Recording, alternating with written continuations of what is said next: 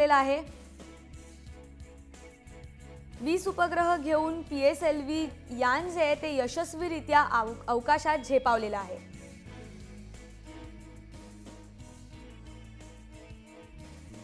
याबद्दलच आपल्याला अधिक माहिती देण्यासाठी आपल्यासोबत आहे आमची प्रतिनिधी सूर्या गुणे।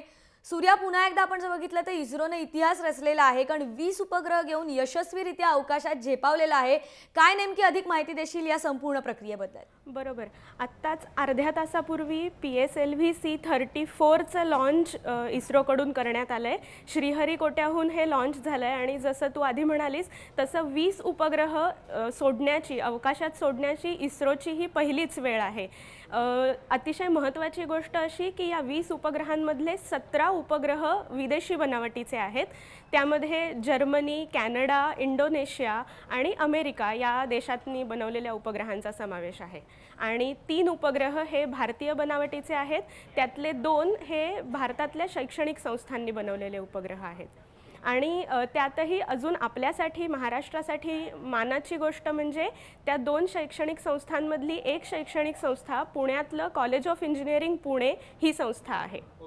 अगदी अत्यंत महत्त्वाची आणि अभिमानाची अशी गोष्ट जी आहे ती आज घडलेली आहे। पण धन्यवाद सूर्या, तू दिलेल्या सविस्तर माहितीबद्दल। बघा, आपण बघतोय इस्रोनं आज इतिहास रचलेला आहे, कारण एकाच वेळी 20 उपग्रह घेऊन PSLV यान हे यशस्वीरित्या अवकाशात झेपावलेलं आहे। सगळ्यात महत्त्वाची म्हणजे या उपग्रहांमध्ये पुण्यातील एका विद्यार्थ्याने बनवलेल्या उपग्रहाचा देखील समावेश आहे। 17 उपग्रह हे विदेशी आहेत, तर यामध्ये गुगलच्या उपग्रहाचा देखील समावेश आहे। 17 विदेशी उपग्रहांचा यामध्ये समावेश आहे। इतिहास रचलेला आहे आणि यशस्वीरित्या PSLV यान जे आहे ते अवकाशात झेपावलं आहे।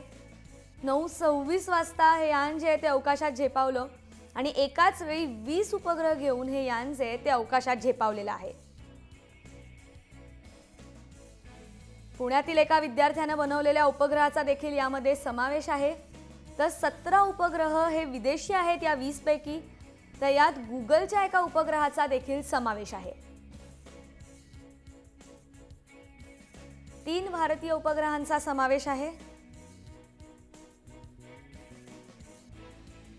याबद्दलच बोलण्यासाठी आपल्यासोबत उपग्रहाचा निर्माता गिरीश बस देखील आहे। गिरीश, अत्यंत महत्त्वाची अशी गोष्ट घडलेली आहे। सगळ्यात आधी अभिनंदन जय महाराष्ट्रकडून, कारण इतिहास रचलेला आहे। काय सांगशील, तुमचा एक उपग्रह होता, काय सांगशील या संपूर्ण प्रक्रियेबद्दल, कसा अनुभव होता? फर्स्ट ऑफ ऑल धन्यवाद। हा प्रोजेक्ट अराउंड लेट 2008 मध्ये सुरू झाला। तेव्हा म्हणजे काही स्टुडंट्सला आयडिया आला की चला आपण एक सॅटेलाइट बनवूया आणि त्यांनी त्याच्यावर सर्च करणं सुरू केलं। थोडंफार सर्च केल्यानंतर, थोडं आयडियाज वगैरे कलेक्ट केल्यानंतर त्यांनी कॉलेज समोर हा प्रपोजल ठेवला की आपण असा प्रोजेक्ट करू शकतो का। कॉलेजनी पण अप्रुव्हल दिलं। नंतर आम्ही बनवणं सुरू केलं आणि त्याचे सर्व टेस्टिंग, त्याचं डिझाईन, कन्स्ट्रक्शन हे सर्व झाल्यानंतर इस्रोने पण म्हणजे आम्हाला अप्रुव्हल दिलं। सॅटेलाइटच्या लॉन्चचा अप्रुव्हल झाला आणि आज फायनली तो डे आलाय की हा सॅटेलाइट जस्ट लॉन्च झालाय 9:45 ला। अगदी महत्त्वाचा दिवस जो आहे तो आलेला आहे। पण काय सांगशील, कशा प्रकारे ह्याचा फायदा जो आहे तो भारताला होणार आहे? याचा फायदा म्हणजे या सॅटेलाइटची युटिलिटी ही पॉइंट टू पॉइंट मेसेजिंग आहे। आता जसं सपोज 2 ग्राउंड स्टेशन्स आहेत, तर एका ग्राउंड स्टेशननी सॅटेलाइटला जर हा मेसेज पाठवला, तो सॅटेलाइट जेव्हा दुसऱ्या ग्राउंड स्टेशनच्या वरती येणार तेव्हा तो सेम मेसेज त्याला डाउनलिंक करणार। म्हणजे एक ग्राउंड स्टेशन दुसऱ्या ग्राउंड स्टेशनशी कम्युनिकेट करू शकतो युझिंग द सॅटेलाइट। अगदी महत्त्वाची अशी माहिती जी आहे ती गिरीशने आपल्याला दिलेली आहे। गिरीश, धन्यवाद तू जय महाराष्ट्रशी बोललास त्याबद्दल। बघा, आपण पुन्हा एकदा दृश्यांमधनं बघूयात। इस्रोनं आज इतिहास रचलेला आहे। एकाच वेळी 20 उपग्रह जे आहेत ते घेऊन PSLV यान हे यशस्वीरित्या अवकाशात झेपावलं। तर या उपग्रहांमध्ये पुण्यातील एका विद्यार्थ्यानं बनवलेल्या उपग्रहाचा देखील समावेश आहे। याबद्दलच बोलण्यासाठी आपल्यासोबत शास्त्रज्ञ लीना बोकीन देखील आहेत। मॅडम, आपण बघतोय इतिहास जो आहे तो रचलेला आहे। मानाचं असं हे पान आहे इस्रोनं पुन्हा एकदा रचलेलं। एकाच वेळी 20 उपग्रह घेऊन हे यान यशस्वीरित्या अवकाशात झेपावलेलं आहे। काय सांगाल? नमस्कार, जय हिंद। पहिले तर कॉंग्रॅच्युलेशन्स, अभिनंदन इस्रोचे आणि भारताचे। हा एक खरंच इतिहास रचलेला आहे आज and it is a proud moment, कारण आज हे 20 सॅटेलाइट पाठवलेले आहेत उपग्रह भारताने, असं आजपर्यंत कोणीच केलं नाही. कारण हा रेकॉर्ड आहे आणि एकतर आपल्या देशाचे पण आहेत आणि बाकीच्या देशांचे सॅटेलाइट आपण पाठवलेले आहेत हे आज.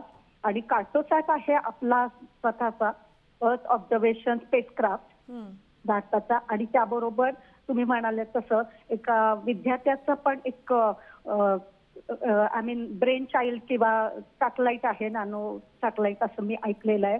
आणि हे खूप अतिशय हा पहिल्या झटक्यात पहिल्या फर्स्ट गो मध्ये आपण जे सक्सेसफुल करतो मिशन इस्रो, आणि त्यामुळे सगळे देश आता आपल्याकडे यांनी मानाने आणि आदर आणि रिस्पेक्ट बघतायत. So it is indeed a proud achievement. आणि एकतर इतकी अॅक्युरेसी आणि प्रिसिजन लागते. 1, 2, 3 सॅटेलाइट पाठवणं पण काही सोपं नसतं आणि 20 पाठवणं म्हणजे अतिशय चॅलेंजिंग मिशन होती ही. आणि हे आपण आज अगदी अचूकपणे म्हणजे प्रिसिजननी केलेलं आहे. प्रत्येक सॅटेलाइटचे वजन, मास, वेट आणि डायमेन्शन्स वेगळे असतात. त्यामुळे त्याचं सगळं त्याच्या मागचं गणित आणि इव्हन इंजिनिअरिंग आणि कम्प्युटराइज हे सगळं जे असतं ते प्रोग्राम असतं. हे करणं अतिशय चॅलेंजिंग आहे, सोपी गोष्ट नाहीये.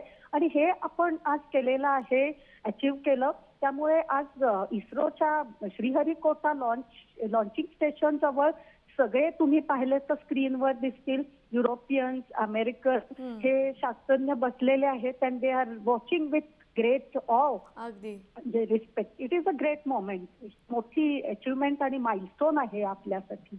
अगदी अत्यंत महत्त्वाचा दिवस हा खरं तर मानला जातो. पण एकाच वेळी 20 उपग्रह जे आहेत ते यशस्वीरित्या झेपावलेले आहेत. मॅडम धन्यवाद, तुम्ही जय महाराष्ट्रशी बोललात त्याबद्दल.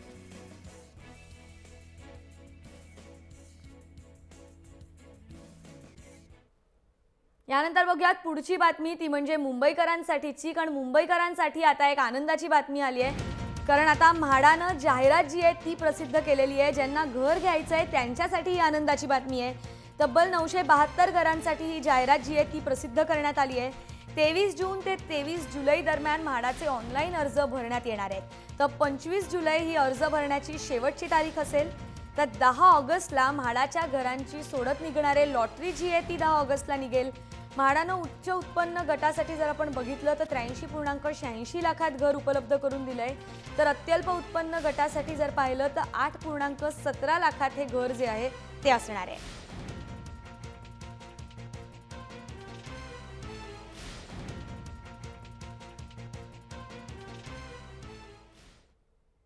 म्हाडाच्या घरांच्या बातमीनंतर बघूयात आता बातमी एकनाथ खडसेंच्या संदर्भातली. कारण एकनाथ खडसेंना देखील आता दिलासा मिळालेला आहे.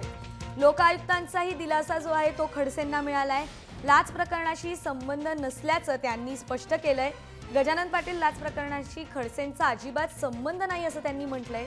तर खडसे यांना दाऊदशी कथित संभाषणाप्रकरणी क्राईम ब्रांच आणि ATS या दोघांकडून आधीची क्लीन चिट मिळाली होती. तर त्या पाठोपाठ आता त्यांना हा दुसरा दिलासा मिळाला आहे. भाजपच्या राज्य कार्यकारिणीच्या बैठकीत मुख्यमंत्री देवेंद्र फडणवीस यांनी खडसे हे अग्निपरीक्षेतून बाहेर येतील असं म्हटलं होतं. आणि त्यानंतर आता एका पाठोपाठ एक असा दुसरा दिलासा जो आहे तो एकनाथ खडसे यांना मिळाला आहे.